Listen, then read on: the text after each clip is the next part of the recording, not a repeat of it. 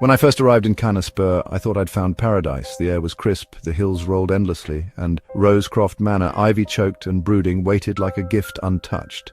I was newly married, deliriously happy. Eleanor, my bride, was delicate as spring frost, her laughter light like glass chimes.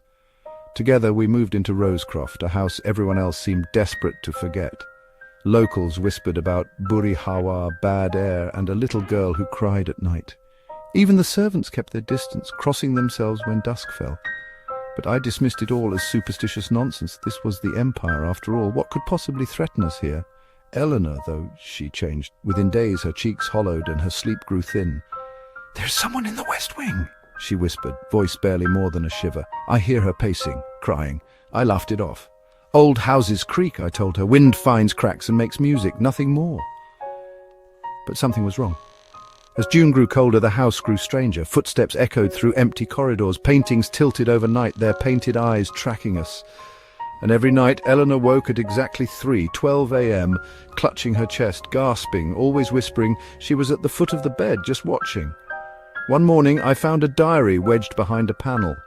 Lady Winifred Darcy's trembling script filled its pages. Her final entry chilled me to the bone. "Emily walks again. The fever took her, but she does not rest. I cannot bear her little hands on the blankets." That night, a storm howled like a banshee. I woke to find Eleanor gone. Out in the courtyard, barefoot in the snow, she stood with eyes cloudy and distant, her nightgown streaked in blood not her own. "There's a room beneath the West Wing," she intoned, her voice no longer hers. "She's waiting." Lantern in hand, I pried up the floorboards and followed the stench of rotten, wilted blooms. The stairs led to a stone crypt, icy, silent, ancient.